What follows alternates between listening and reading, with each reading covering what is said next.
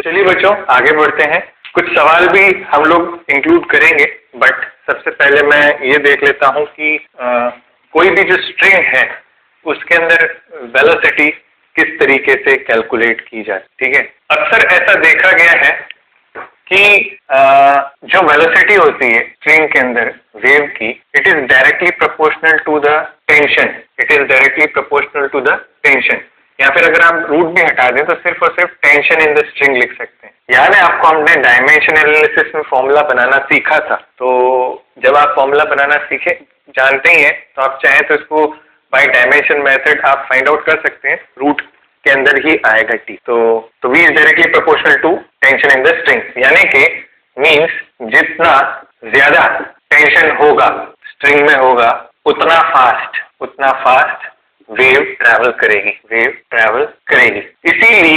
सिर्फ इसीलिए गिटार के जो वायर्स होते हैं ना उनको टाइट किया जाता है। गिटार के वायर्स को टाइट करने का मतलब सिर्फ ये है कि आप उनका टेंशन बढ़ा रहे हैं, एंड टेंशन बढ़ा लेने से गिटार में जो वायर के अंदर जो वाइब्रेशन है वो फास्ट ट्रेवल करने वाले हैं। This is how it happens, and in fact it has been observed that V is inversely proportional to mass per unit length, है ना, यानी कि लीनियर मास डेंसिटी इसको मैं कह सकता हूँ।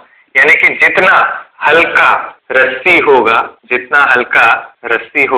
है ना, उतना ही फास्ट वेव मूव करेगा। ठीक है, कंबाइनिंग बोथ ऑफ देम, है ना, the formula which we obtain here is V is equal to root under T upon mu. Combining both of them, the formula which we obtain here is T upon mu, where T is the tension in the string, and mu is mass per unit length, and आप इसी को ही बेटा linear mass density कहते हैं। इसी को ही हम linear mass density कहते हैं। अक्सर इस एक्सप्रेशन को कई बार दूसरे फॉर्मेट में भी लिखा जाता है इन टर्म्स ऑफ डेंसिटी। मेरे कहने का मतलब ये है, तो वैसे कैसे लिख सकते हैं वो भी जरा देख लीजिए। क्या मैं कह सकता हूँ new is basically mass per unit length? क्या मैं कह सकता हूँ अगर आप एक रस्सी की बात कर रहे हैं तो वो रस्सी एक सिलेंडर होगी, पक्की बात है। अगर वो एक रस्सी एक सिलेंडर है तो पक्की बात है उसका वॉल्यूम जो है वो pi into R square into L रहा होगा। क्या मैं रेडियस को डायमीटर के फॉर्म में pi into D square upon 4 into L लिख सकता हूँ? ठीक है, अगर ये बात सही है तो मैं क्या मास को डेंसिटी इंटू वॉल्यूम लिख सकता हूँ, है ना, because I know density is mass per unit volume, तो mass is density into volume. Hence I can write down rho into pi d square upon 4 into L, ये हमारा मास हो गया। यहाँ सब्सटीट्यूट कर देंगे मास पर यूनिट लेंथ में, तो हमें मिलेगा रो पाई डी स्क्वायर अपॉन 4, ये हमारे म्यू की वैल्यू यहाँ है। तो final formula of velocity of wave in string can be obtained by this relation T upon rho pi d square, और ऊपर आ जाएगा अपने पास 4T। ये एक्सप्रेशन आपके सामने यहाँ आ जाएगा। ठीक है, अब इसका मतलब ये है कि velocity of wave in string depends on what? D, diameter of rope या फिर रस्सी या फिर स्ट्रिंग, कुछ भी बोलेगा, है ना, rope, density of string या फिर rope, कुछ भी कह सकते। ठीक है, तो कुछ ये भी फैक्टर्स हैं जिन पे डिपेंड कर रहा है। ठीक है ना, तो I think it is quite easy to understand. हालांकि there is a proof also to get that particular formula, that is V equals to root under T by mu, but हम लोग प्रूफ के अंदर नहीं जा रहे हैं because it will be quite big for us। ठीक है, तो इस चीज का ध्यान रखिएगा। क्वेश्चंस किस तरीके से होते हैं इसके मैं आपको एक थोड़ा सा एक जेंटल आइडिया दे देता हूँ यहाँ पे। Let's have a look. Suppose कीजिए देयर इज अ पुली, एक ब्लॉक हमने यहाँ पे हैंग कर रखा है, and another block is on this side like this. ठीक है, it is given to us that block नहीं है, ये यहाँ पे एक वॉल है। ठीक है, let suppose there is a wall, rigid support है और वॉल है। This block is of 10 kg, ये हमको दिया हुआ है, एंड ऐसा पूछा गया है कि ऐसा दिया गया है कि जो म्यू है इस वायर का वो है 10 kg पर मीटर, है ना। म्यू की वैल्यू 10 kg ने 10 ग्राम पर मीटर दिया हुआ है। म्यू इज इक्वल टू 10 ग्राम पर मीटर, ये दिया हुआ है म्यू का वैल्यू। एंड आपसे पूछा है कि if this particular distance is of 10 metres, यहाँ से लेकर यहाँ तक। If a wave is produced here, अगर यहाँ पे एक वेव प्रोड्यूस की मैंने इस वॉल पे, तो how much time will the wave takes to reach pulley, है ना, फ्रॉम फिक्स्ड सपोर्ट। ठीक है, ये सिचुएशन है। अब सबसे पहले तो आपको ये पता लगाना है कि इस पूरी की पूरी रस्सी के अंदर आखिर कितना टेंशन है। तो आप ध्यान से देखिएगा, जो टेंशन है यहाँ पे T, वो टेंशन बेटा है 100 न्यूटन। ध्यान से देखो, जो टेंशन आपको यहाँ पे दिख रहा है वो है 100 न्यूटन का। ठीक है, और जो म्यू की वैल्यू है वो आपको ऑलरेडी गिवन है, बट ऑब्वियसली ग्राम में है तो मेरी पूरी कोशिश रहेगी इसको केजी पर मीटर में लाने की। तो आई can write down 10⁻⁻² kg per meter। ठीक है, hence I can say V is equals to √T by mu, hence it is √100 upon mu 10⁻⁻² is equals to 100 metre per second. ठीक है, V is equals to 100 metre per second हमारा answer आ गया है। Now the time which it takes from here to here will be T equals to D upon V and D is 10 metre upon 100, यानी कि answer है 0.1 second. यानी कि इतना सा टाइम जो है लगने वाला है from by this wave if it travels from this rigid support to the pulley, this much time is going to take, है ना। तो इस तरीके से सवाल हो जाते हैं। सिमिलरली अगर यहाँ पे 20 मीटर की लेंथ दे रखी होती तो उसके अकॉर्डिंग यहाँ पे प्रोड्यूस करता तो वहां तक पहुंचती। तो कहने का मतलब ये है कि इस पे वेव पे ग्रेविटी कोई एक्ट नहीं कर रही है ना। सिंपल इसमें आपका जो है distance is equals to speed into time, या फिर time equals to distance upon speed वाला फॉर्मूला यहाँ एक्ट कर सकता है। तो याद रखिएगा, इस तरीके से सवाल बड़े आसान हो जाएंगे एंड आप इन्हें बड़े आराम से कर सकोगे। ठीक है, अच्छा एक सवाल और है इसी के अंदर, है ना, वो भी जरा फटाफट से हम लोग करके देखते हैं। Next question number 2। Question number 2 ये है, देयर इज अ ट्रक, है ना, there is a truck and that truck is moving like this, है ना, एंड इस ट्रक पे हम लोगों ने 2 फिक्स्ड सपोर्ट्स लगा दिए हैं और उनके बीच में वायर लगा दिया है। ठीक है, और as shown string is hinged between supports A and B, supports A and B with tension T is equals to 100 Newton and mu is equals to 10 grams per meter. If length is equal to 10 meter, find time taken by wave to reach B from A. A से B पे पहुंचने का time क्या लगेगा बताइए। ठीक है, consider truck is at rest. पहला part, consider truck is at rest. Second part, truck is moving with 10 metre per second. ठीक है, ये ट्रक की स्पीड है। ठीक है, करिए दोनों फटाफट सवाल कीजिए दोनों। ठीक है, हो गया। ध्यान से सुनिएगा। पार्ट ए, है ना, हमें अच्छी तरह पता है जो V का फॉर्मूला है it is √T upon mu. T की वैल्यू आपको 100 दे रखी है, म्यू की वैल्यू आपको वापस से वही दे रखी है। कुल मिला के आंसर 100 ही लाना है। मतलब यहाँ मैंने जानबूझ करके आपको डेटा ऐसे ही रखा है जिससे कि आपको कोई हार्ड एंड फास्ट मेहनत न करनी पड़े यहाँ extra.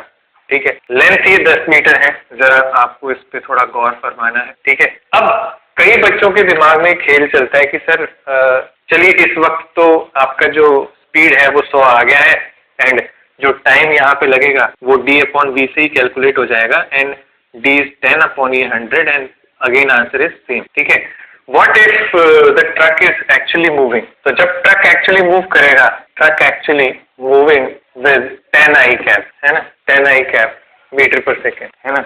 Now this time truck is actually moving with 10 I cap metre per second. तो ऐसी सिचुएशन में क्या होगा? ऐसी सिचुएशन में हम लोग यहाँ पे ध्यान से देखिएगा, इस फॉर्मूले को जब लिखेंगे तो आपकी जो ये 100 मीटर पर सेकेंड जो स्पीड आ रही है ना, और ये जो फॉर्मूला है हमारा, इसके ऊपर थोड़ा सा कॉन्फ्लिक्ट आएगा। तो याद रखें, है ना, याद रखें, this formula can give us speed of wave with respect to the frame in which it is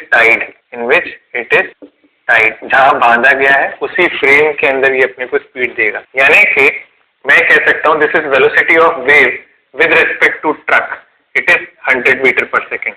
ठीक है, कायदे से अगर बाय चांस उसने हमसे पूछ लिया हमें बताइए find velocity of wave with respect to ground बताइए हमें। तो क्या मैं लिखूं यहाँ पे velocity of wave minus velocity of truck is equal to 100 and can I say that velocity of wave is equal to 100 plus 10 यानी कि I can say 110 metre per second. Answer this is velocity of wave with respect to ground है। तो इस चीज को ध्यान रखें और ये अपने मन में बिठा लें कि जो फॉर्मूला अभी आपने याद किया है दैट इज √T/μ, ये उसी फ्रेम के रेस्पेक्ट में होती है जिस फ्रेम में आपकी रस्सी को बांधा गया है। तो अगेन अगर कोई मुझसे टाइम पूछेगा यार, है ना, तो टाइम तो अगेन सेम ही रहेगा। तो time will be again d/v and it will be 1/10 यानी कि 0.1 सेकेंड। यानी कि यहाँ पे ये लिख दें time taken is independent of frame. ठीक है यार, जब गाड़ी चले जब गाड़ी ना चले, है ना, आप ध्यान से देखो विद रिस्पेक्ट टू ट्रक वाली स्पीड तो सेम ही है दोनों के अंदर।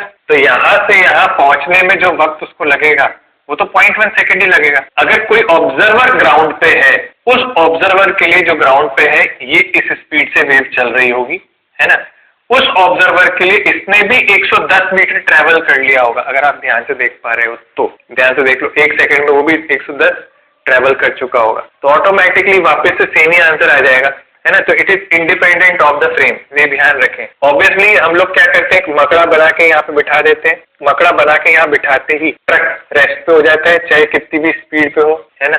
तो ऑटोमेटिकली फिर हम लोग इसके बारे में सोच सकते हैं। आ रही बात समझ में? ठीक है। तो टाइम पीरियड जो है, टाइम जो है किसी भी वेव को दूसरी जगह पहुंचाने का, it is independent of the frame. इस चीज का ध्यान रखें। ठीक है। Now the next part which we are going to discuss here is इसको मैं इस पार्ट को पर्टिकुलर यही रोक रहा हूँ, है ना।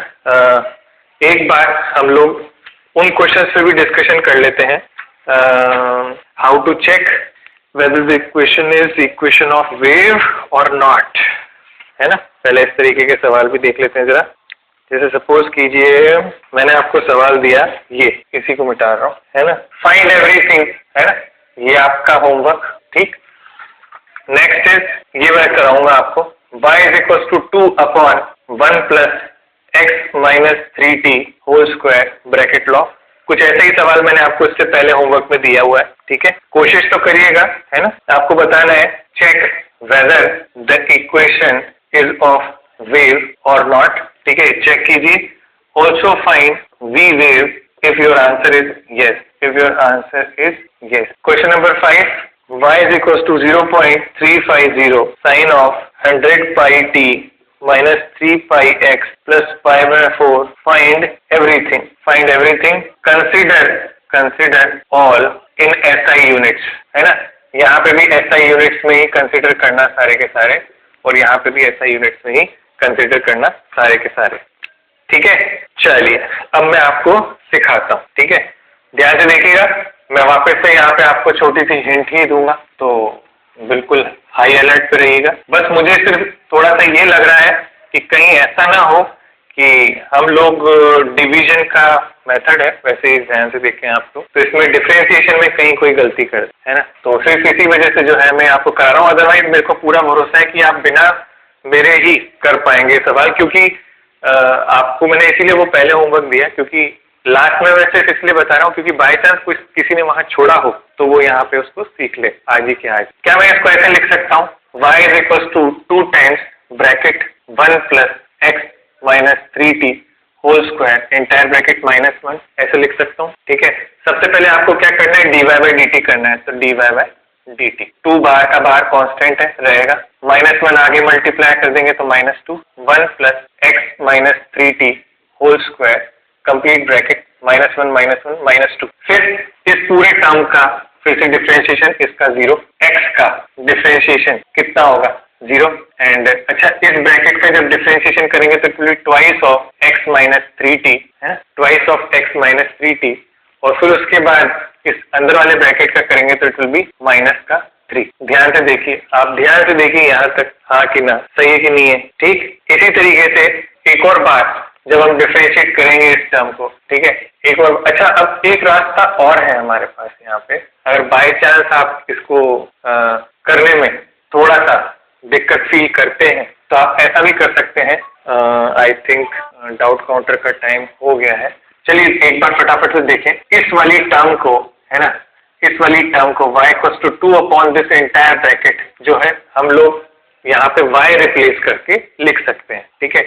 तो कोई दिक्कत नहीं है, मतलब कहने का मतलब मेरा ये है कि ये यहाँ पे ऐसे लिखा जा सकता है माइनस और 2 है ना, this term can be written as y/2, तो हम इसको यहाँ पे y/2 से रिप्लेस करके और आगे बढ़ सकते हैं। Will continue this in the coming class, है ना, डोंट वरी अबाउट दिस, ठीक। और आज फिलहाल आप सिर्फ और सिर्फ कोशिश कीजिए कि अपन से हो पाता है नहीं हो पाता है। Will be teaching you this particular trick in our coming classes, ठीक है। ध्यान रखिए, Radhe Radhe all of you, thank you very much. The differentiation part is quite tough, है ना, even when I have tried several times, तो वो बहुत लेंदी हो जाता है, इतना लेंदी हो जाता है कि you need so many pages। अब दिक्कत उसके साथ यही है, मैं आपको यही रियलाइज करवाना चाहता था कि differentiation is very very tough for such question. तो क्या ऐसा कोई तरीका है जिससे कि हम लोग किसी भी फंक्शन को देख के ही पहचान सकें कि वो जो है एक वेव का फंक्शन है? तो यस, देयर इज अ वे। तो आज मैं वही चीज जो है यहाँ पे आपके साथ में शेयर करूंगा, है ना। We will talk about that fact only, है ना। मैंने आपको SHM में भी कंडीशन सिखाई थी और यहाँ पे भी कंडीशन सिखा रहा हूँ, याद रखिएगा, है ना। वो क्या है मैं समझा देता हूँ आपको। याद है आपको कंडीशन ऑफ लीनियर SHM? मैं सिर्फ रिवाइज करवा रहा हूँ, है ना। कंडीशन ऑफ लीनियर SHM था एक्सेलरेशन का minus of omega square x होना, ठीक है। कंडीशन ऑफ एंगुलर SHM था अल्फा का minus of omega square theta होना, ठीक है। और अभी जो लास्ट टाइम पे हम लोगों ने पढ़ा condition of wave, in fact condition of progressive wave, ये वर्ड बड़ा बार बार यूज होगा आपका, प्रोग्रेसिव, है ना, ये वर्ड बार बार यूज होगा आपके लिए अब, है ना। तो अभी तक तो हम वेव कर रहे थे, बट अब ये वर्ड यूज होगा प्रोग्रेसिव वर्ड।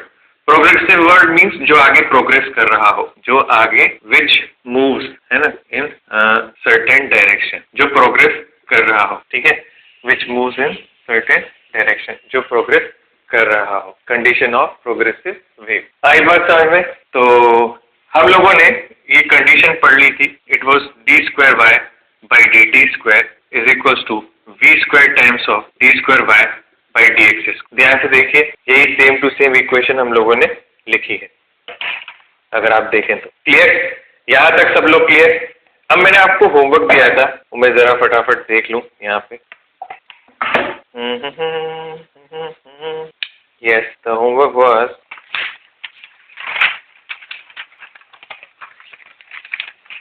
सपोज कीजिए, क्वेश्चंस तो काफी सारे हैं, अभी अपन कर ही लेंगे, देख लेते हैं कि इनमें से कौन सा आपका क्वेश्चन भी था एंड कैसे हमें इसे करना होगा। ये एक्सप्रेशन है आपके सामने, ठीक है बच्चों, this is the expression in front of you, है ना, this is the expression in front of you, ठीक।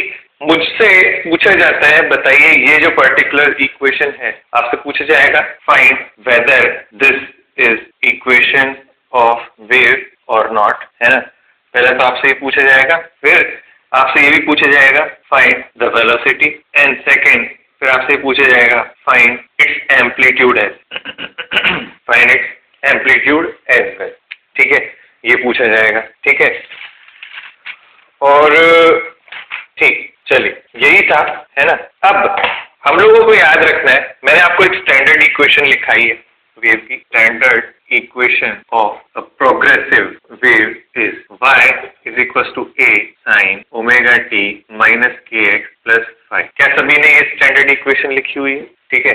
Apart from this we will be adding today one more thing, that is, है ना, any function which can be written as ax plus minus bt, है ना, any function which can be written as ax plus minus bt or which can be written as x plus minus vt, है ना, is equation of wave if it gives finite values, if it gives finite values for all values of x and t, if it gives finite value for all values of x and t। उस question को करने से पहले I will take some examples just to brief you कि हम किस तरीके से जो है इससे स्किप कर सकते हैं अपने आप को। मतलब करने में तो आप चाहो तो इस एक्सप्रेशन का भी डिफरेंशिएशन कर सकते हो, बट बहुत लंबा होने वाला है भाई, बहुत, ठीक है।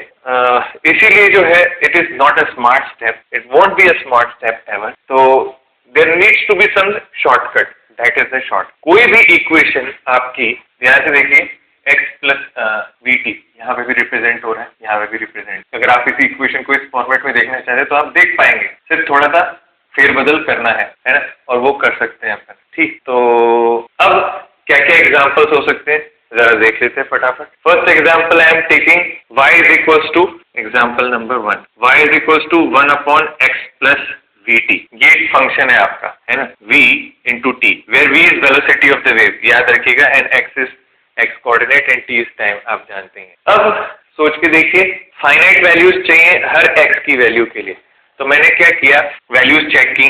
सबसे पहले मैं शुरुआत x इक्वल्स टू 0 से ही करता हूँ, तो मैंने at x equals to 0 t equals to 0 check किया, तो y की वैल्यू कितनी आ गई, इनफाइनाइट। जैसे ही y की वैल्यू इनफाइनाइट आई, तुरंत मैं इसको काट दूंगा, this is not a wave, this is not equation of wave, क्योंकि इसकी वैल्यू जो है क्या हो गई है, इनफाइनाइट हो चुकी है, and this is not a finite value. आ रही है बात समझ में, समझ पा रहे हैं बात को? ठीक है, इसी तरीके से एक एग्जाम्पल मैं और लूंगा यहाँ पे। ठीक है, it is y is equals to x minus V का होल स्क्वायर। चेक करते हैं, at x equals to 0 comma t equals to 0, y की वैल्यू 0 है। चलिए, तो बहुत अच्छी बात है, कोई दिक्कत ही नहीं है। ठीक है, at x equals to infinite t equals to infinite, y की वैल्यू कितनी हो जाएगी, इनफाइनाइट। ध्यान से देखिए, कह सकता हूँ again we can say this is not a equation of wave, this is not a equation of wave. If another expression is in front of you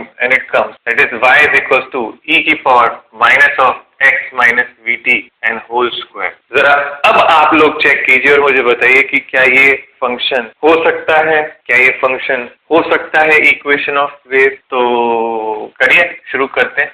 eight x equals to 0 comma t equals to 0, y की value आपको मिलेगी बच्चों e की power 0 which is actually 1, finite value. अब अगर देखो, boundary condition लगा रहा हूं मैं, या तो शुरू या खत्म। अगर इन दोनों पे सही है ना, फाइनाइट है ना, तो बाकी सब पे फाइनाइट ही होगा। यहाँ पे आप देखोगे at x equals to infinite v t equals to infinite, value 0 आ जाएगी, दैट इज फाइनाइट। बट जब पहले में ही इनफाइनाइट आ गया तो फाइनाइट बाद का पता करके क्या कर लूंगा, हो ही नहीं सकता। इसमें भी अगर मैंने ये पता ना करके डायरेक्ट पहले ये पता किया होता तो मैं इस अगले स्टेप को करता ही नहीं। पहले स्टेप में फाइनाइट मिल गया, तो अगला स्टेप ट्राई किया जाए। x इक्वल्स टू इनफाइनाइट रखा, t इक्वल्स टू इनफाइनाइट रखा, y की वैल्यू मिली e की पावर माइनस इनफाइनाइट, यानी कि 1 अपॉन e की पावर इनफाइनाइट, यानी कि 1 अपॉन इनफाइनाइट, यानी कि 0। तो इसका मतलब ये भी फाइनाइट आ गई वैल्यू। तो इसका मतलब yes, this function can be equation of wave. अब आपके दिमाग में आ सकता है सर कि अगर ये इक्वेशन ऑफ वेव है तो इस वेव की स्पीड क्या है, तो वो v है, where v is speed of wave moving in positive x direction. इस चीज का आपको ध्यान रखना है। In the similar way that question which is there in front of you, अब उसके सॉल्यूशन पे आ जाते हैं। ध्यान से देखिएगा, y is equals to 10 upon 5 plus x plus 2t, यही है ना, होल स्क्वायर, प्लस है माइनस है, प्लस 2t होल स्क्वायर है, यही है। ठीक है, x plus 2t whole square. ठीक है, अगर आप इसको इससे कंपेयर करते हैं और आपसे फाइंड वेलोसिटी पूछा है, तो पहले तो मुझे x प्लस vt में v तो 2 दिखाई दे ही रहा है, तो आंसर फटाफट से आ जाएगा फर्स्ट का, that v is 2 metre per second. यही तरीका है, बहुत आराम से देखिएगा। y is equal to 10 upon 5 plus x plus 2t। But मेरे दिमाग में यहाँ पे एक तुरंत से कंफ्यूजन आएगा, यार मैंने v बताने से पहले ही तो चेक किया ही नहीं कि weather this equation is wave और नॉट, क्योंकि सारा क्वेश्चन वैलिड ही तभी हो रहा है। तो चेक कर लेते हैं। तो इस क्वेश्चन मार्क को दूर करने के लिए मैंने वैल्यूज डाली यहाँ पे, at t equal to 0 comma x equal to 0। तो चेक किया, y की वैल्यू आने लगी 10 अपॉन 5, यानी कि it is 2। Obviously y metres में होगा, मीटर। फिर मैंने डाला x की वैल्यू को, t equal to infinite comma x equal to infinite. तो देखा y will be 10 upon infinite, यानी कि 0। Yes, it is a function of a wave, and hence the answer of this will be correct. Now what they are asking is amplitude, that is the maximum displacement in y। ध्यान से देखिए, ये एक displacement आया 0 and एक displacement ये आया 2। बड़ा दोनों में से कौन सा है? तो ऑब्वियसली आप कहेंगे 2 है, hence the answer to 2, that is y max is actually amplitude, क्योंकि y में ही तो सबसे ऊंची हाइट जो है वो एम्पलीट्यूड कहलाएगी, and its answer is 2 metre. तो आप देखिए सिर्फ और सिर्फ इक्वेशन को देखने से ही आंसर टपक पड़ता है, इतना आसान। और अगर मैं अभी आपको डिफरेंशिएशन से प्रूफ करके दिखाता, हो सकता है मेरा आधा घंटा खत्म हो जाता है। The logic is not there to do that way, है ना, तो मजा नहीं आएगा। Even I was trying in the last class but then it is not a good way, ठीक है, जस्ट टू शो यू। चलिए आगे बढ़ा जाए, है ना, ठीक है। तो this is how we can check whether the equation is equation of wave और not. And I think I am missing one homework question, but I am not recognizing the equation, exact equation which I gave you, है ना। चलिए आगे बढ़ा जाए, है ना, कोई बात नहीं, आगे बढ़ते हैं। राइट, तो we were talking about the, है ना, we were talking about what? Velocity of wave in string। हम लोग इसके बारे में बात कर रहे थे, velocity of wave in string, and we wrote the formula if this is a thread or a rope, ठीक है, if this is a thread or a rope whose mass 10 kg and if there is some linear mass density that is 10 gram per meter, ठीक है, और and if I am producing a wave at this point like this, ठीक है, and this wave is going to travel upward, then I'll ask you how much time does this wave takes in traveling from A to B if length is given as 20 meters, ठीक है। Such questions we did in our last class. तो अगर इसे करना पड़े तो कैसे करेंगे आप लोग एक बार जरा देख लीजिए, फटाफट देख लीजिए। सोचा है क्या तुमने क्या सोचा, सोचा नहीं तो रेडी। चलिए तो आगे बढ़ेंगे, है ना, एंड और क्वेश्चंस को करते हैं, ध्यान से देखिए। सबसे पहले आपको ये सिखाया गया है कि जो फॉर्मूला है that is v is equal to √100t by mu, ठीक है, and v is equal to √100t की वैल्यू होती है आपकी 100 एंड म्यू की वैल्यू होती है आपकी 10/1000। जीरो ने जीरो को काटा तो आप देखेंगे स्पीड आ रही है आपकी 100 मीटर पर सेकेंड, ठीक है। Now the time taken by the wave to reach from this point to this point will be t is equal to l by v and l is 20 and v is 100, यानी कि time will be 0.2 seconds. This much time this wave is going to take in traveling from point A to point B, ठीक है। This is how it works. देख पा रहे हैं ध्यान से, ठीक है। Now another question which we are given, एक और क्वेश्चन जो हमको दिया जा रहा है वो है, अब आपको जो है एक मोटी रस्सी दी जा रही है। देखिए अभी तक तो क्या है कि एक बहुत ही हल्की रस्सी अपन को दी जा रही थी, है ना, एक बहुत ही ज्यादा हल्की रस्सी आपको अभी तक दी जा रही, ठीक है, और उस रस्सी के कारण जो है आपकी वेव ऊपर की तरफ चढ़ रही थी। बहुत हल्की रस्सी है, ध्यान से देखिए। अगर आप इसकी डेंसिटी को देखेंगे तो आप खुद ही कहेंगे सर कि 10/1000 आप लिख रहे हो kg पर मीटर, विच इज 0.00, इनफैक्ट 0.01, है ना, kg पर मीटर। ये तो बहुत ज्यादा छोटी डेंसिटी है as compare to the force which is applicable here, which is 100 newton. तो इसीलिए जो हमारा टाइम है वो 0.2 सेकेंड लग रहा है। But if I talk about velocity of string of uniform mass m, length l is, ठीक है। तो सोचिए ये आपकी रस्सी है, ठीक है, इसका लेंथ l है, इसका मास m है, इसका लेंथ l है, इसका मास m है, ठीक है, सोच लिया। अब इस रस्सी के साथ में दिक्कत क्या है मैं आपको समझाता हूँ। सबसे पहले तो बच्चों यहाँ क्या था, मास बहुत हल्का था, बहुत ज्यादा हल्का, ठीक है। अगर आपको विश्वास नहीं है तो एक बार कोशिश करके देख लीजिए। क्या मैं जानता हूँ in this question I ask mass of rope, तो क्या मैं जानता हूँ 0.02 kg पर मीटर को मैं सीधे सीधे 20 मीटर से मल्टीप्लाई कर दूं कि कैंसिल हो जाएगा, तो ये आएगा 0.4 kg। यानी पूरी रस्सी का सिर्फ और सिर्फ इतना सा force, quite negligible, it is quite negligible, ठीक है। तो इसीलिए इसको हमने नहीं कंसिडर किया यहाँ, ठीक है। बट यहाँ पे जो है it will be round about, जैसे 10 किलो का है तो यहाँ पे मैं इसको भी 10 किलो या 20 किलो कुछ भी ले सकता हूँ, इतना भारी ये रस्सी है आप, इसीलिए मैंने अभी नीचे कुछ भी नहीं लटकाया, सिर्फ अकेला रस्सी रखा है। ऐसे रस्सी में क्या होता है, मैं इसको यहाँ थोड़ा सा स्टेटमेंट लिख देता हूँ। इन जाड़ा रस्सी tension increases as we go up, tension increases as we go up along the rope, therefore velocity of wave in string must also increase, ठीक है। There hence it is found that the velocity of wave is a variable, hence it is found that velocity of wave is a variable. इस तरीके से हमें यहाँ पे पता चला कि velocity of wave is a variable, ठीक है।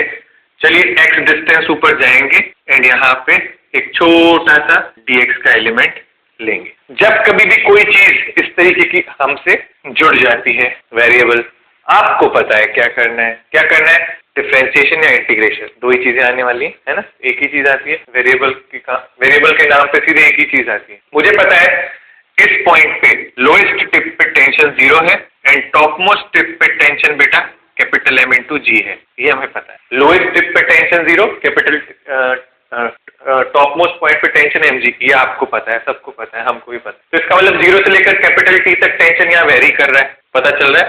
जैसे हमारा स्केल होता है ना, जिसमें 0 से रीडिंग चालू होती है, फिर 1 2 3 4 5 6, तो वो रीडिंग वेरिएबल ऊपर जा रही है। तो मुझे सिर्फ ये पता करना है इस जगह पे वेव की स्पीड क्या होगी। ये जो वेव ऊपर की तरफ जाना चाह रही है, इस जगह पे इस वेव की स्पीड क्या होगी पता चल जाए तो मैं आगे इक्वेशन बना सकूं। तो वेव की स्पीड पता चलने के लिए उसी जगह का टेंशन भी पता होना चाहिए और उसी जगह का म्यू भी पता होना चाहिए, तभी मैं इसको कर पाऊंगा। क्या म्यू की value capital M upon L होती है ना? सोचिए, क्या म्यू की value capital M upon L होती है ना? तो सबसे पहले तो मैं ये क्लैरिटी यहाँ लिख देता हूँ, mu is equal to capital M upon L। इसके लिए तो आप फ्री रहे, ये तो यही होगा। अब बात आती है टेंशन की। बच्चों इस जगह पे, इस छोटे से एलिमेंट पे जो भी टेंशन होगा, क्या वो नीचे वाली रस्सी के कारण होगा, है ना? ध्यान से सुनिएगा, this is the point P in the रस्सी। क्या ये P पॉइंट जो है, इसको नीचे वाला जो मास है, जो नीचे वाला मास हैंग कर रहा है, and that mass is basically mass per unit length into x. नीचे वाली जितनी भी रस्सी है, क्या उसका मास इतना है? सोच के देखिए, L लेंथ जो है रस्सी का, उसका मास M है, तो 1 मीटर रस्सी का मास M अपॉन L होगा। तो x मीटर रस्सी जो नीचे हैंग कर रही है, क्या उसका मास ये होगा? जो रस्सी P पॉइंट के नीचे हैंग कर रही है उसका mass is equal to capital M upon L into x. तो अगर इसी को मैं G से मल्टीप्लाई कर दूं तो वो वेट हो जाएगा, है ना? और यही इस पॉइंट का ऊपर का क्या है? टेंशन है, P पॉइंट। हाँ कि ना? ठीक है, तो मैंने निकाला फिर velocity of P point. P for particle मत समझना यार, velocity of string at P point है ये। तो M upon L into x into g upon नीचे M अपॉन L। ध्यान से देखेंगे तो ये और ये कैंसिल हो गया, answer is coming out as under root of x into g. Hence velocity of wave in string at point P is given by Vp root under x into g, where it is visible that Vp is directly proportional to root under x, है ना? तो root under x से क्या पता चल रहा है? यानी कि जितना ज्यादा ऊपर जाएंगे उतना ही ज्यादा वेलोसिटी हो जाएगी। एज एक्स इंक्रीजेज, है ना, as x increases v also increase. Simple सी बात, ठीक है। अब on differentiating velocity we always get what? We always get acceleration. तो मुझे यहाँ पे चेक कर लेना चाहिए कि क्या इस वेव के पास कुछ एक्सेलरेशन है। Therefore acceleration of wave that is a is equal to dv by dt, है ना? ये एक्सप्रेशन है आपके सामने, x इंटू जी। जरा मुझे बताइए, क्या रूट जी कांस्टेंट है? तो इसका मतलब डिफरेंशिएशन करना है d by dt of root x g. तो मैं पहले तो रूट जी को बाहर निकाल देता हूँ। अब डिफरेंशिएशन d बाई dt सिर्फ और सिर्फ किसका बचा? रूट एक्स का। क्या आपको रूट एक्स का डिफरेंशिएशन याद है? मैंने आपको सिखाया था 1/2 रूट एक्स होता है, याद है आपको? याद है नहीं है सबको? है ओए, भूल गए क्या सब लोग? याद आ रहा है नहीं आ रहा है? ठीक है, अगर याद आ रहा है तो बहुत अच्छी बात है। तो एक्सेलरेशन का एक्सप्रेशन होता है dv बाई dt। अब ध्यान से सुनिएगा, रूट जी अपना बाहर है, dx बाई dt करेंगे तो आपका एक्सप्रेशन आएगा 1/2 रूट एक्स, ये इसका एक्सप्रेशन होता है, ठीक है। मगर एक चीज दिमाग में अटक रही है, वो चीज ये है, आप अभी इस पूरे फंक्शन का यानी कि v का डिफरेंशिएशन किसके टर्म्स में कर रहे हैं? t के टर्म्स में कर रहे हैं। आप v का डिफरेंशिएशन, v यानी वेलोसिटी जो ऊपर जा रही है। आपको ये तो समझ में आ ही रहा है कि t टाइम के साथ वेलोसिटी बदल रही है। क्या x भी t टाइम के साथ बदल रहा है क्या? ये x t टाइम के साथ बढ़ रहा है क्या? तो इसका मतलब ये x एक वेरिएबल है। तो अगर ये x वेरिएबल है तो यहाँ पे एक dx/dt की टर्म एक्स्ट्रा आएगी, और अगर ये एक्स्ट्रा टर्म आएगी तो dx/dt बेसिकली v ओनली। तो मुझे यहाँ लिखना पड़ेगा √g/2√x इंटू v वेलोसिटी, और v वेलोसिटी का फॉर्मूला वापस से यही था, तो मैं इसे लगा भी दूंगा, है ना। √x ने √x को काट दिया, √g into √g only g/2, यानी कि acceleration of the wave is actually g/2 in the string. अगर किसी बच्चे को ये पर्टिकुलर स्टेप नहीं स्ट्राइक कर रहा है तो देयर इज अनदर वे, परेशान मत होइए, देयर इज अनदर वे। क्या आपने एक्सेलरेशन का एक फॉर्मूला और पढ़ा है? तो मैं मेथड 2 या फिर और करके लिख देता हूँ, that is v into dv/dx। क्या आपने ऐसा भी एक फॉर्मूला पढ़ रखा है, v इंटू dv/dx, जिसमें v की वैल्यू मैंने xg पहले लिख दी और फिर d/dx ऑफ √xg किया। अगेन दोबारा देखिए, √g कॉमन है, बाहर आ जाएगा तो g बाहर आ गया, √x बाहर ये पड़ा ही है, √x बाहर पड़ा है। अब अंदर बचा सिर्फ और सिर्फ d/dx ऑफ √x। तो जब आप इसका डिफरेंशिएट करेंगे तो 1/2 √x आएगा। Again answer is g/2। तो थोड़ा सा सोचिएगा, मैं फिर से एक्सप्लेन करता हूँ ये dx/dt टर्म क्यों आई। बेसिकली आपका जो v आ रहा है ना, वो हर इंस्टेंट का अलग अलग है बेटा। ये ऊपर जाते जाते v बदल रहा है एंड x भी बदल रहा है, दोनों चीजें बदल रही हैं। तो आपके दो वेरिएबल हैं, v और x, ठीक है। दोनों ही चीजें टाइम के रिस्पेक्ट में बदल रही हैं, दोनों ही चीजें टाइम के रिस्पेक्ट में बदल रही हैं। मैंने यहाँ पे डिफरेंशिएशन किया v का, मैंने यहाँ पे डिफरेंशिएशन किया किसका? t का, मतलब v का t के रिस्पेक्ट में, है ना। तो अब v के अंदर x प्रेजेंट है तो x का भी तो होगा t के रिस्पेक्ट में, वो कैसे छोड़ सकते हो आप? और अगर आप छोड़ दोगे तो ये this is a mistake, and mistake के कारण आपका एक टर्म कम आएगा और आपका आंसर कभी भी मैच नहीं करेगा, जैसे नहीं कर, ठीक है। तो ये याद रखिएगा, फंक्शन के अंदर एक और फंक्शन है जो टाइम के साथ वेरी कर रहा है, तो अगर आप उसको यहाँ छोड़ देते हैं तो वो गलत हो जाएगा, ठीक है। तो dv/dx में इस तरीके से कर सकते हैं और dv/dt में इस तरीके से कर सकते हैं। तो इससे ये चीज साबित हुई, अब मैं कंक्लूड करता हूँ, है ना। इससे ये चीज साबित हुई, रस्सी नहीं मिटाएंगे, रस्सी को बना रहने दो, है ना। इससे ये चीज साबित हुई कि इस जगह की, है ना, इस जगह की P पॉइंट की जो इस वेव की स्पीड है वो तो चलो हो गई √xg, एंड ये स्पीड जो है ये तो वेरिएबल है, ठीक है ना, variable speed of wave in string, या फिर मैं लिख सकता हूँ मोटा रस्सी के अंदर जो वेव की स्पीड है वो इस तरीके से वेरिएबल है। बट एक चीज और समझ में आई, वो है एक्सेलरेशन भी है ना, और वो एक्सेलरेशन कितना है? ऊपर जाने वाला g/2। याद रखिएगा बेटा, ये एक्सेलरेशन इसलिए इतना खास है क्योंकि ये ग्रेविटी तो नीचे लगती है बट वेव पे ग्रेविटी नहीं लग रही है, वेव पे ग्रेविटी एक्ट नहीं कर रही है, ये चीज याद रखिएगा। वेव अगेंस्ट ग्रेविटी जा रहा है ऊपर की तरफ, जब यहाँ पे हमने वेव प्रोड्यूस किया था, ना ही मैंने इसमें से कुछ सब्ट्रैक्ट किया है ग्रेविटी का, ना ही कुछ ऐड किया है, तो वेव इंडिपेंडेंट ऑफ ग्रेविटी ऊपर जाता है। तो आपसे पूछा जा सकता है, बताइए ऐसी सिचुएशन में आपसे पूछा जा सकता है, under such condition find the time taken by wave in motor रस्सी to go from A to B, है ना। This is point A, this is point B। याद रखिएगा लेंथ L है, ऑलरेडी पता होगा आपको। Because acceleration is constant, I can apply S equals to ut plus half AT², ठीक है। इनिशियल वेलोसिटी यहाँ पे पता चलती है, इनिशियल वेलोसिटी 0 है, तो S की जगह L लिखूंगा 0, हाफ इंटू एक्सेलरेशन की जगह g/2 लिखूंगा इंटू t²। आंसर क्या आएगा?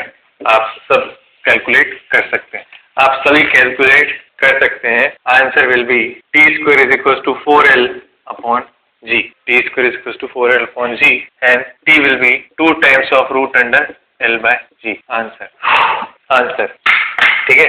इधर तक कोई भी पार्ट अगर आपको तकलीफ दे तो मुझे बताइएगा, है ना, मुझे तुरंत बताइएगा, तुरंत रूप से फास्ट तरीके से मुझे बताइएगा, आई हेल्प यू है, ठीक है। तो दिस इज इट, बात सिर्फ इतनी सी है ना। हालांकि मैंने ये भी देखा कि अपने मॉड्यूल के अंदर इस चीज का डिस्कशन नहीं किया गया कि एक्सेलरेशन स्ट्रिंग के अंदर क्या होता है, बट मुझे लगा कि मैं बताऊं आपको कि मोटी रस्सी के अंदर जो है टेंशन वेरी करता है तो स्पीड भी वेरी करती है, और स्पीड के वेरी होने से एक्सेलरेशन भी रहता है ना। ज़्यादा मैं डिटेल में नहीं गया और ना ही मैं जाना चाहता हूँ, क्योंकि ग्रुप बी लेवल पे ऑलरेडी हम लोगों के पास बहुत सारी चीज़ें हैं यार। हम लोग और कितना ज़्यादा अंदर डेप्थ में जाएं, ज़्यादा जाएंगे तो फिर चीज़ें याद रखने वाली ज़्यादा हो जाएंगी और फिर अननेसेसरी का बर्डन लेने का कोई मतलब नहीं है। सिर्फ उतना ही पढ़े जितना आपने काम का है, अदरवाइज आप मानेंगे नहीं। इसमें काफ़ी सारी चीज़ें हैं। जो बच्चे एससी वर्मा देखते रहते हैं वो उनको फील होगा कि हाँ सर इसमें भी और भी चीज़ें हैं, ठीक है। But then to be very very honest with you, in every single topic मैं जानता हूँ कि कितना नहीं आता है ना। तो still we are at the very par level, है ना, still we are at the very par level. But यहाँ तक आप इसको थोड़ा सा अंडरस्टैंडिंग में लेके आए। अब देखिए जैसे एक क्वेश्चन है ना, क्वेश्चन को कितने खूबसूरती से फ्रेम किया गया मैं आपको दिखाता हूँ। जो भी क्वेश्चन है ये क्वेश्चन नंबर 2 ही होगा शायद। एनएलएम आपके सिलेबस में, ठीक। अब आपका बैक पोर्शन धीरे धीरे आने लगेगा, ठीक है, तो ध्यान दीजिएगा उसके ऊपर। दिस इज 30 डिग्री एंगल, है ना। आपको दिया गया है, you are given if mu is equals to 9.8 into 10 raised to the power minus 3 kg per meter, and if whole system is in equilibrium, है ना, if v is equals to 100 meter per second, find m1 and m2, ठीक है। यही question है आपके साथ। करिए फटाफट, चलिए करें। g की वैल्यू 9.8 लेंगे तो बेहतर फायदा रहेगा, क्योंकि म्यू दे रखा है ना, इसलिए समझ ही गए होंगे हालांकि आप लोग। देखिएगा, हम जानते हैं that v is equals to root under t by mu हमारा फॉर्मूला है, क्योंकि डेंसिटी बहुत ज्यादा कम है, कमजोर है, उसी से पता चल रहा है। तो 100 का स्क्वायर v स्क्वायर कर दिया and it is t by mu, ऐसे लिख सकता हूँ। तो मुझे ये पता चल रहा है यहाँ से कि t is equal to mu into 10 की पावर 4, है ना, और म्यू बेटा 9.8 है इंटू 10 की पावर माइनस 3 इंटू 10 की पावर 4, तो पक्की बात है टेंशन की वैल्यू 98 ही आ रही। तो ये आपका फर्स्ट पार्ट। अब मैं जानता हूँ इस जगह का जो टेंशन है टी ऊपर की तरफ, वो नीचे के लगने वाले m1g sin 30 को बैलेंस कर रहा है, एंड यहाँ पे लगने वाला जो टेंशन T2 है वो आपका m2g को बैलेंस कर रहा है। तो मैं लिख सकता हूँ, ठीक है, T1 is basically T only, है ना। पूरी रस्सी आइडियल होती है तो टेंशन सेम होता है, आपको पता ही है, which is 98 and it is equals to m1 into 9.8 into sin 30 यानी 1.2, ठीक है।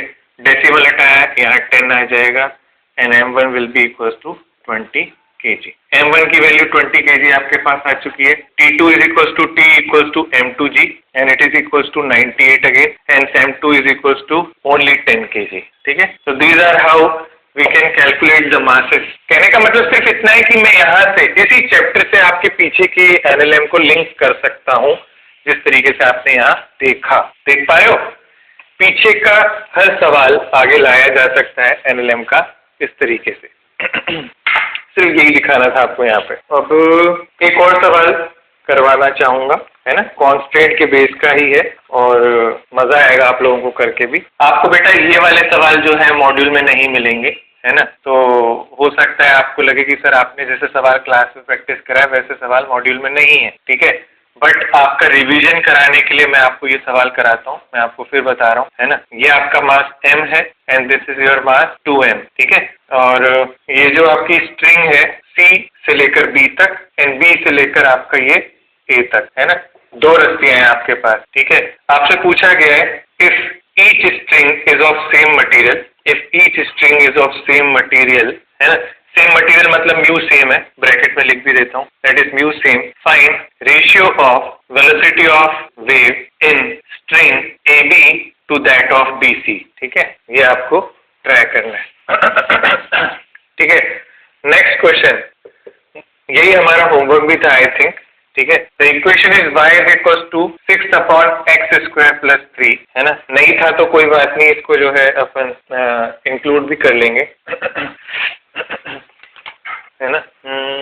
इस क्वेश्चन को ऐसे लिखते हैं, ये इक्वेशन लिख दी मैंने इसकी, है ना। And now I am asking you check whether this equation is equation of wave or not. Also find first part velocity of wave and second part amplitude of wave. Similar way में एक सवाल और, ये अब आप homework के तौर पे कर सकते हैं, है ना। Repeat same question. As that of 4। आप चाहे तो इसी का सेकंड पार्ट बना दीजिएगा, इट्स योर चॉइस। दोबारा क्वेश्चन लिखना नहीं पड़ेगा, फायदा ये हो जाएगा। ठीक है, करिएगा अपनी तरफ से, और मुझे जहां तक यकीन है आप मुझे आंसर भेज ही देंगे, जरूरत पड़ेगी नहीं इसको दोबारा डिस्कस करने की भी। ठीक है, इसके बाद जो नेक्स्ट बातचीत हम लोगों को करनी बच्चों, वो करनी है एनर्जी इन अ वेव के बारे में।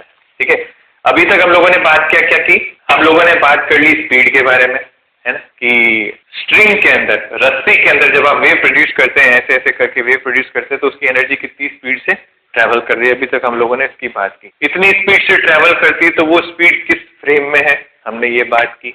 तो आपको पता चला ट्रक वाले सवाल में ट्रक के फ्रेम में है, ग्राउंड के फ्रेम में नहीं है ना, उसी फ्रेम में होती है जिस फ्रेम की बात की जाती। फिर चाहे ये स्ट्रिंग के अंदर, ये वेव मैं लिफ्ट के अंदर भी प्रोड्यूस कर सकता हूँ, तो भी याद रखें, है ना। फिर हमने एक चीज ये सीखी कि किसी भी एनएलएम के सवाल में यूज कर सकते हैं, और इसके दो फॉर्मूले पॉसिबल हैं। अगर रस्सी बहुत ज्यादा मोटी है, यूनिफॉर्म रोप है, तब आपको जो है रूट अंडर XG वाला फॉर्मूला इस्तेमाल करना है।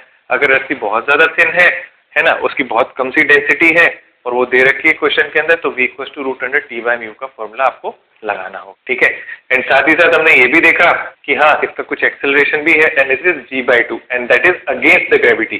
तो वेव जिधर जाएगी उसी डायरेक्शन में वो G/2 लगेगा, एंड उस G/2 में ना तो ग्रेविटी का एक्स्ट्रा G जोड़ा जाएगा, ना ही सब्ट्रैक्ट किया जाएगा, तो उसको बिल्कुल अलग रखिएगा। ठीक है, इतना यहाँ तक हम लोगों ने किया।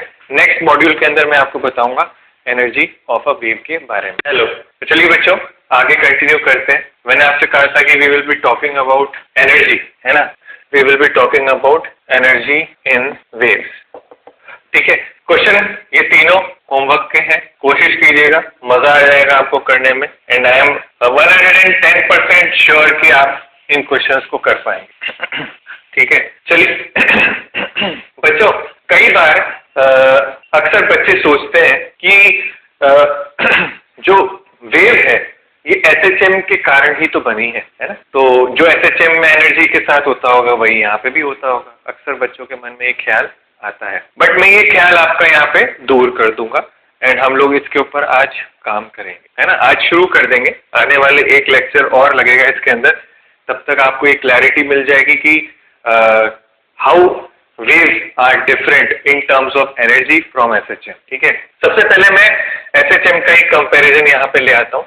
फॉर SHM आपकी जो इक्वेशन थी वो थी y = a sin omega t, and फिर वेलोसिटी की इक्वेशन थी a omega cos omega t। ठीक है, फिर y की जगह x लेते थे आप, भले ही वहां पे कोई फर्क नहीं पड़ता।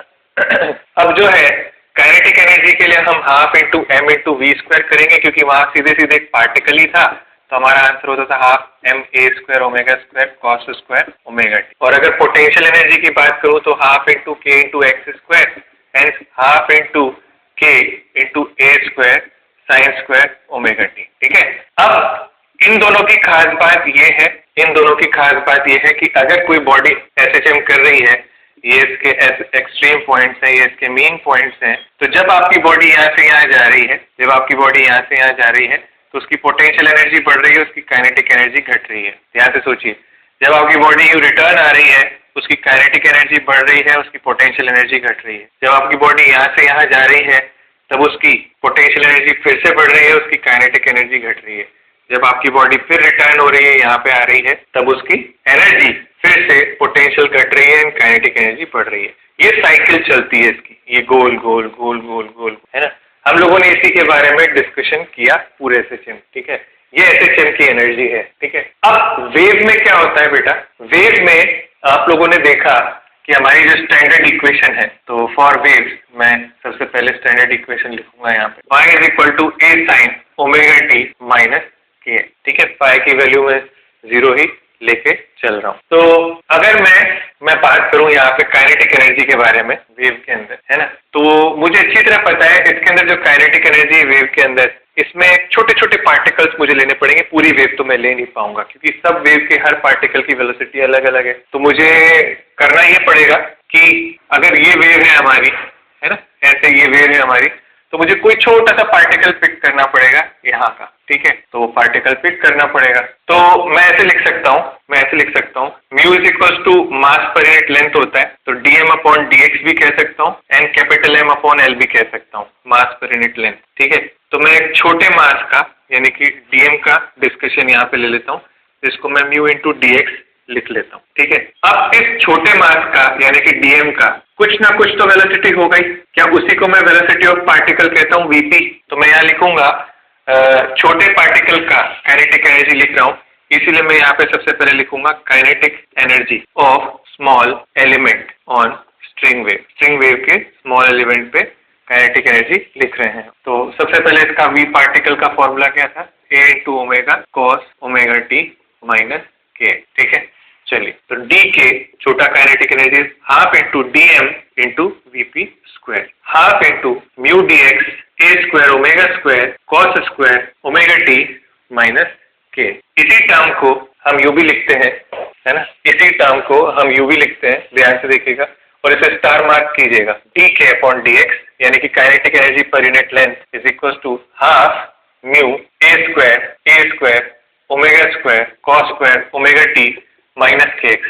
एक्चुअल में मैं प्रूफ नहीं करवाना चाहता था, पता है, मैं एक्चुअली प्रूफ से ज्यादा इंपॉर्टेंट समझता हूँ कि आपको ज्यादा सवाल करा दूं, मैं नहीं करवाना चाहता था, बिल्कुल यकीन मानिएगा, बट करवा सिर्फ इसलिए रहा हूँ क्योंकि मैं आपको ये फील करवाना चाहता हूँ कि there is a difference how energy behave in SHM and that of a wave. हालांकि मैं पूरे टॉपिक को एक साथ नहीं ले पाऊंगा एक ही क्लास में because it is a quite large topic, but I will request you कि एक और क्लास जब हमारी आएगी यानी कि सैटरडे वाली जब क्लास आएगी तो मेक श्योर कि आप इस टॉपिक को यहीं से रिपीट करें और फिर उसके बाद आगे बढ़े उस क्लास को देखने के लिए, ठीक है। तो ये जरूर कीजिएगा, है ना, it's a request to all of you. तो एक ये एक्सप्रेशन हो गया थर्ड, है ना, ये कैसे हुआ, ये dx को मैं नीचे लेके चला गया यहाँ पे, तो ये इक्वेशन आ गया। अब मैं इसी इक्वेशन को एक बार टाइम के रिस्पेक्ट में डिफरेंशिएट करना चाहता है ना, तो अगर मैं इसको टाइम के रिस्पेक्ट में डिफरेंशिएट करूंगा तो dk by dt will be actually what, half into mu a square omega square cos square omega t minus kx, और वो जो dx था उसको dx by dt लिखा मैंने। किया क्या है, बेसिकली इधर भी t के रेस्पेक्ट में इधर भी t के रेस्पेक्ट में डिफरेंशिएशन कर दिया है। अब dx by dt is basically what, किस रेट से जो है आपका डिस्टर्बेंस प्रोपोगेट कर रहा है यानी कि वेलोसिटी ऑफ वेव। तो dk by dt जरा आप ध्यान से देखिए, it is basically what, rate of change of energy. क्या आपको याद है इसी चीज को हम लोग क्या कहते हैं, rate of change of energy, work done per unit time, rate of change of energy, क्या होता है ये सब, पावर, यही सब क्या होता है बेटा, पावर, ठीक है। तो ये याद रखिएगा, दिस इज एक्चुअली पावर। तो power due to kinetic energy can be written as half mu a square omega square cos square omega t minus k x into v wave. Expression लंबा हो रहा है, मुझे पता है, आप याद नहीं रख पाओगे, लंबा हो रहा है expression, I know, I very well understand, I very well know this fact, but कुछ चीजें हैं जो मैं आपसे बोलूंगा कि ये याद रख लीजिएगा, इसके अलावा और कुछ भी याद मत रखिएगा, ठीक है। सिर्फ कुछ ही चीजें हैं जिनमें मैं बोलूंगा आपको याद रखिएगा। इक्वेशन नंबर 4 वो मैं लास्ट में आपके साथ शेयर करूंगा कि मैं कौन सी चीजें आपको याद रखने के लिए कहना चाहता हूँ, ठीक है। ओके, यहाँ पे आपको दिखाई दे रहा होगा इस एक्सप्रेशन के अंदर कि काइनेटिक एनर्जी हमारी मैक्सिमम तभी हो सकती है जब x और t दोनों जीरो हो। ध्यान से देखिएगा, जब omega t minus k x zero हो जाएगा तब आपका कॉस जीरो की वैल्यू 1 हो जाएगी एंड आपकी काइनेटिक एनर्जी मैक्सिमम होगी, ठीक है। वहीं ये जब वैल्यू π/2 हो जाएगी तो काइनेटिक एनर्जी 0 हो जाएगी, यानी कि ये वाला पार्ट जो है आपका कुछ ऐसा ही है। ये जो पार्टिकल है जिस भी जगह पे है, ये यहाँ टॉप पे जाएगा तो रुकेगा ही नहीं, यहाँ पे आएगा तो इसकी एनर्जी मैक्सिमम होगी, यानी कि लाइन ऑफ जीरो डिस्टर्बेंस पे मैं कह सकता हूँ कि काइनेटिक एनर्जी मैक्सिमम होगी एंड टॉप मोस्ट पॉइंट पे मैं कह सकता हूँ कि काइनेटिक एनर्जी 0 होगी, ठीक है। तो वही लिख देते हैं यहाँ पे, and as visible kinetic energy is 0 at EP and maximum at line of zero disturbance, ठीक है। कई बार यहाँ पे एक टर्म और ऐड करते हैं कई बुक्स के अंदर एंड वो है एवरेज पावर, यानी कि average power.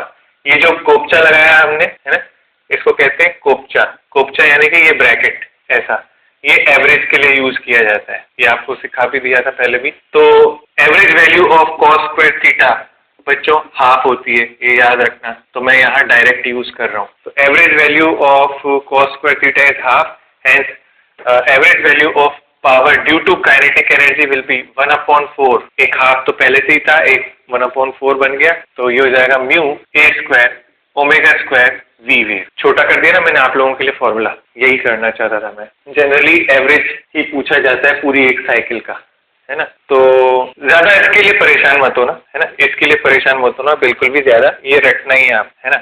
Average value of cos square theta for 1 cycle, है ना, is half, for 1 cycle is half, ये याद रख, ठीक है। अब ये तो हो गई बात काइनेटिक एनर्जी की। अब इसके बाद जो नेक्स्ट टॉपिक है वो हमारा वो है पोटेंशियल एनर्जी का, जिसको मैं चाहूंगा कि हम लोग अगली क्लास में पुल करें, अदरवाइज वो काफी लेंथी है और it will consume more and more time, ठीक है। तो let's discuss it tomorrow in our next coming module. And very very happy new year to all of you in this night. I wish that this year will be so grateful to you and brings a lot of good news in your life in terms of your success and your journey to the life. चलिए, best wishes to all of you. God bless you all. Thank you very much बच्चों. Take care.